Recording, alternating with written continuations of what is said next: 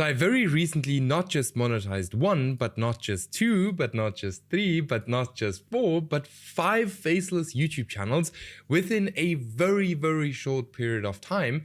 And in this video, I'll show you guys exactly how I did it. For this channel here, just as an example, it took us literally 15 days to get this channel monetized. And this is one of the more recent ones. In this video, I'll show you guys exactly what I did and how you can monetize this many channels as well if you want to. Now, for the people who don't know who I am, I'm Stefan, currently 23 years old, and I currently make between $30,000 and $40,000 a month and constantly building new faceless YouTube channels, as we can see right here. Then, I made $42,000 with just 2 faceless YouTube channels, as we can just see here, $30,000, and then here $12,000, and then here I've scaled the channel from 0 to $48,000 in just 30 days, as we can see right here. Then I've also helped hundreds of other people do the exact same thing. For example, here Martins, who have helped to make $31,000 in one single month. Here, a different student completely blowing up his channel. Here, a different student, $24,000 in one single month. Here, a different student blowing up. Here, a different student monetizing 20 days. So it's not just me who's monetizing channels that fast. On average, our students are monetizing their channels in literally 3 to 6 weeks, which is very fast. Now, if you're interested in working closer with me, check out the first link in the video description, book a call with me, and we will have a look how we can scale up your channel as well. And, how I can help you actually, reach your goals and stop failing on YouTube, all right? So check the first link in the video description, book your call. And with that being said, I planned out this full video, quite valuable, so make sure to watch this whole video. So first thing we always need to do, and I like to do this here first before we even do niche research, before we do any of these kind of things, I like to get our channel ready. You have to understand that shadow bans are for sure 100% real on YouTube, right? Now, we can avoid shadow bans by kind of having a good trust score. Now, what is a trust score? Trust score is just basically how much does the platform actually trust your YouTube channel, all right? Now, there are different kind of accounts, and I'll show you in a second how you can actually go ahead and increase your trust score for YouTube to trust your account more, and with that, actually push your channel more. Now, there are different kind of YouTube accounts. They are, just as an example, there's a brand new account, there's an aged account, there's a pre-monetized account, and then there is, for example, also a personal account. A personal account is a YouTube channel like the one you most probably currently use to watch this exact video. Now, personal accounts are the best accounts you can go with. Brand new accounts are also pretty good, and aged accounts are also very good. I would not recommend you to use a pre-monetized account just because they cost a bunch of money, and if you fail, you lose a bunch of money with the channel, all right? So just use one of these accounts and you will be good to go. Now, how do you actually go ahead and warm up your account? Because this is going to be very important, because we obviously want to try to increase our trust score. Now, this is not always 100%, all right? So it does not always work, but it does work, all right? Now, how do we actually go ahead and warm up our account? We use the account as a normal user, all right? We watch 1 to 2 hours of content per day.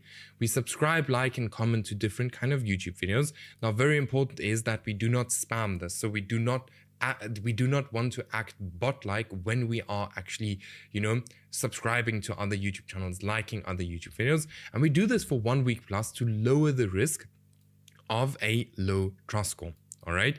Now, as I've said, this is not going to be 100% safe. Now, it's not going to work every single time, but this for sure does work here and there, all right? So this does increase the chance of actually, getting a good account.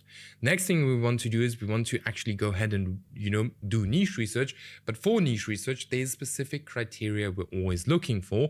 For example, there are under 5 smaller channels creating content in this niche that are constantly getting more views than they have subscribers. This means there's high demand and low supply, which is one of the most important things or metric or kind of terms when it comes to YouTube automation. Most people fail with YouTube because they do not understand demand and supply. Okay, then there are no channels with over 100,000 subscribers. We don't want any huge competitors, because this is just going to make our life extremely difficult when we actually want to go ahead and start our channel, because YouTube trusts these accounts so much. So you have to ask yourself, why would YouTube kind of push out our channel if they already have this channel with 100,000 subscribers, which they already trust, right? Then There are no smaller channels failing, super important, because otherwise why should we win? The niche is not older than 6 months. This is just as important because we don't want to go into super old niches. Otherwise there will be channels failing and there will be channels with over 100,000 subscribers. Then I can create better content than my competitors. Also super important. This can also just be longer content. We'll go into that a bit deeper in a second. And then am I actually interested in this niche? Not a must, as long as you build a team that actually has interest in that niche. Then is the niche monetizable? Super important, otherwise you're not going to make any money. Huge bonus if you can actually go ahead and post long videos in that niche. All right, now very important, give yourself enough time to do niche research and do not rush the process, because if you are going to rush the process, you are going to do it twice. All right, promise me. Now there are some tools that I would highly recommend for doing niche research. That is, for example, NextLev, which is 13 euros a month. I'll show you in a second how NextLev actually works. Let me just open it here on the side. And then, vidIQ, the free plan is more than enough. Okay, now how do we actually do niche research? We actually do niche research by using a dummy account. A dummy account is basically a YouTube account that we only use for niche research. The YouTube homepage has changed for our advantage during the last few years, and YouTube got extremely good at predicting what we actually want to watch on YouTube. And we can actually use this to our advantage to train the YouTube algorithm to only show us faceless niches on our YouTube home tab. Now, instead of me explaining this, let me actually show you how this works, because once your dummy account is set up, you can literally find endless niches with it. All right, so this right here is my own dummy account. As we can see right here, it's mainly faceless niches on here. Sometimes I click on different YouTube channels per accident. You don't want to do that, but faceless. Then we have here faceless. Everything is just faceless, and that is the power of a dummy account. Like, if your dummy account is set up the correct way, you can literally find thousands and thousands and thousands of niches on one single account. Right? Now, how do you set accounts up like this? So you basically go ahead and you create a brand new account, exactly like here, just as an example. And just imagine how I'm signed in, and then you can literally go to your YouTube search bar and look, for example, top 10 cats, just as an example. Like, no joke, anything you are interested in, and then you just click on a faceless video. So here we can just, as an example, see this is a faceless video. As far as I can see right here, it is a faceless video. So now we go ahead, we click on this video, and we let it play. Now, while this video is playing, we can already click on the next few videos here on the side, and always just look for faceless videos on the side. So here you can already see a smaller channel doing very well. Here's another faceless video. Here's another faceless video. And this is what we can do, like, over and over again, until after a while, you will see, if you go to your YouTube homepage now, you will see that it's mainly going to be faceless content on the YouTube homepage. So faceless. Then we have here, not faceless, but here, just as an example, faceless content. And I haven't even done this for very long now. I've literally done it for, like, no joke, like 2 minutes or something. So this works very well. So here, just as an example, we have a channel that's already a bit bigger, but it's, as far as I know, it's a faceless channel. Now, where are you actually going to use not 11 labs, but here NextLev? You can actually use NextLev, to check the backends of these channels. So you can actually see, like, hey, what is the RPM of a channel, for you to actually try to calculate if it would even make sense for you to go into a specific channel. So you can see $6 RPM channel gets 2 million views a month, and this channel is making $2,000 a month. Probably not $4,000. Like, this might be a little bit wrong. Rather look at the RPM and then the views this channel is getting. Maybe still a new channel. I'm actually not completely sure. Not a new channel, so not completely sure what's going on there. Or maybe it's doing a bunch of shorts, and that's why it is only, making that much money. But its long form RPM is $6. So then you can now decide, like, hey, is that enough money for you or not? And if yes, then you go for the niche, right? All right, so now we know how to do niche research. Now, something that is extremely important, and this is where a lot of people mess up, and that is that most people don't understand that speed is key on YouTube. You must have a team that can very quickly implement whatever you want to do. Okay, you have to understand that YouTube is going to be player versus player, and the player who's going to play the game the fastest is always going to win over the other player. All right, and this is something very important to understand. Now, when we kind of go towards content, we have three different options. We can either do it ourselves, we can do the hybrid method, or we can fully outsource it. If we do it ourselves, or if you do it yourself, there are advantages and disadvantages. So the advantages are there are basically no costs, you have 100% profit margin, you learn new skills, and you have full control over the channel. The disadvantages are it is not very scalable, it is extremely time consuming, the learning takes a bunch of time, and without you, there's no money because then nobody creates the videos. Then we have the hybrid method where you do some and the freelancers do some. So the advantages are it's low cost, you do what you enjoy, you have more control over the channel, and the disadvantages are it's only partially scalable, very time consuming, and some capital is required, and without you, there's no income. Okay, now many of our students actually start out with this and then move over to fully outsourcing. The cool thing is we actually give you guys, if you're working one-on-one with me, I'm giving you guys all of the freelancers and everything you need, all right? So if you fully outsource, this is not very time consuming, extremely scalable, still over 80% profit margin if done correctly, not very time consuming, like because you have time freedom, you can do whatever you want as long as the videos still get created. You work with experienced freelancers, and without you, there's still an income. Now, the disadvantages are just that this does require some income. That's why, or some initial capital. That's why most of our students start with the hybrid method and then move over to fully outsourcing. But yeah, like in the end of the day, it doesn't matter how the content gets created, as long as it actually gets created and actually gets posted to YouTube, all right?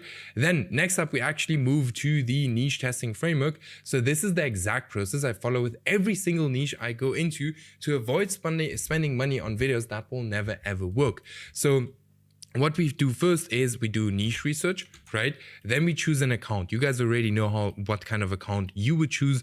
If you don't, let me know in the video description and I'll in the video comments, and I'll help you guys out.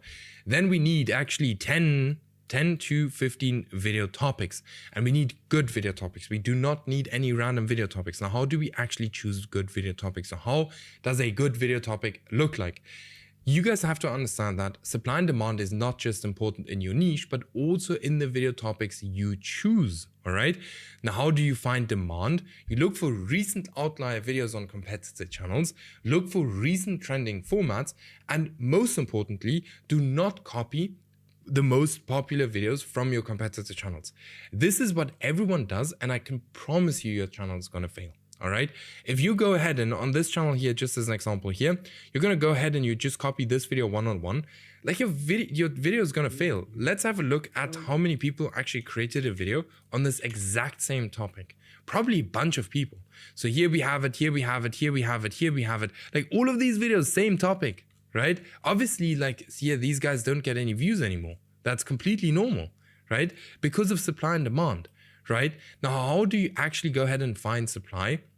Use your YouTube search bar and look for how many people have actually created a video on the exact same video topic, right? Now, if it's been done more than 3 times and you do not have a completely different angle, to that specific video, I would go ahead and I would just look for a different topic. Now, YouTube will always show these videos to the hardcore fans of that niche first. And if they have already seen the video multiple times, they don't have any single 0 reasons to click on your video. All right, except if it follows a different angle. Now, how does a perfect video topic actually look like? A perfect video topic resonates with your audience. So do they even want to watch this specific video? Some of the topics sound super interesting, but are actually super boring. Then make sure, that your topic is actually interesting.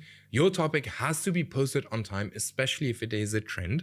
Repeat what has done well in the past, and I'll tell you guys more on this later. Leverage negativity, because, humans will always respond better to negative things. They will act just way quicker. If something is negative, we humans have to act, right? And that's going to happen if something is negative. Now, something you can also use is the topic transfer method. This is one of the most powerful ways to choose video topics. So this is by far the most powerful way to choose video topics. what you essentially do is you find winning video topics in other niches and move them over to your niche. This can work insanely well if this is done correctly. If we look at here, just as an example, this video here was posted 11 months ago, 2.7 million views here, 350,000 views in 9 months. And it's basically the same topic, same thing for this exact topic right here, same exact concept, all right? Now, this is what we've done with Scott, who went from literally getting 50 to 100 views a video and almost giving up on his channel to $5,000 a month, as we can see right here. He even had the highest days of $450. All right, in the second month of starting his channel. Now, the next thing we want to do is we actually want to double down on what is already working. So let's say, for example, we posted 5 videos and we have one specific video that does very well. You know, once we find something that works and gets views, why do we want to reinvent the wheel? Double down on that topic until it does not work anymore. If you have something that works, do 80% of what works and 20% test new stuff. Now, this has worked extremely well for Andre, who went from, you know, just being monetized to $31,000 a month in just 4 months. All right, as we can just see, in February he hit $30,000 in gross revenue, which is extremely strong. Okay, so now you guys know how to pick good video topics. Now, how do you actually go ahead and create them? So you can use ChatGPT or any kind of AI to write the script. For the voiceover, you can use 11 Labs, or even here, let me just show you Gen AI Pro, which is basically a very cheap 11 Labs, which is super awesome. So 1 million credits for only $22, super cheap. Would recommend it, like we use it too. Then I'll basically link it in the video description, just wanted to know that. Then for the editor, we use a freelancer. Like, have a look that you can get kind of cheaper videos, so $15 to like $25 or something per video, because we don't want to overspend in the beginning when we are just testing our channels. Then for the thumbnail, we use a freelancer, or we just go ahead and we do the thumbnail ourselves. Now, make sure if you do the thumbnail yourself, make sure to actually learn a little bit how to do it. Then for the video length, we want our video to be 1.5 times longer than our competitor video. Simple reason for that is very simple, because we obviously just want to make sure that, you know, our video actually has the potential to keep a viewer longer on YouTube than the competitor video, because YouTube is always going to push the video that keeps someone on YouTube for the longest period of time. Then for the thumbnail and also the title, we always want to work with, you know, proven to work concepts. We do not want to reinvent the wheel, because why would we want to do that? We just want to do what is working. All right. Then after we have all of that ready, we want to go into the posting phase. So we post, skip, post, skip, post, post, skip, post. Now we want to be inconsistent, which sounds very weird, but we also want to be consistent. We want to show YouTube that, you know, there's actually a human behind the account and not just like any kind of AI bot. All right. Now, one of two things is going to happen. Either the channel is going to blow up like then we are actually going to continue to post videos on the channel. Now, if this does not happen and it's actually flatlining right here, we do not go ahead and we post videos. Like, we do not post more videos on the channel. Then we actually go ahead and we try to understand why did the channel fail. So there are a few reasons why a channel might fail. So firstly, it might be the niche, the video topics, the packaging, the video length, or it's maybe just a bad channel, right? So always go back and try to understand why a video is failing. Okay.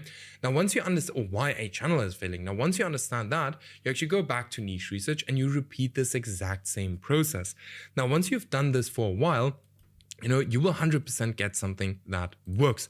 Now, if you want to skip the whole trial and error, you know, and, you know, do the same thing as, for example, Andre did, or just as an example here, the student that did $25,000, or even here, you know, the student who went from $200 to $400 a day, or even here to first $1,000 in the first month, or here $4,000, then check out the first link in the video description. Book a completely free call with me, and we'll just have a look if it makes sense to work together and if I can scale you up. If I can, then we'll work together. If not, then not. And with that being said, I'll see you guys in the next video.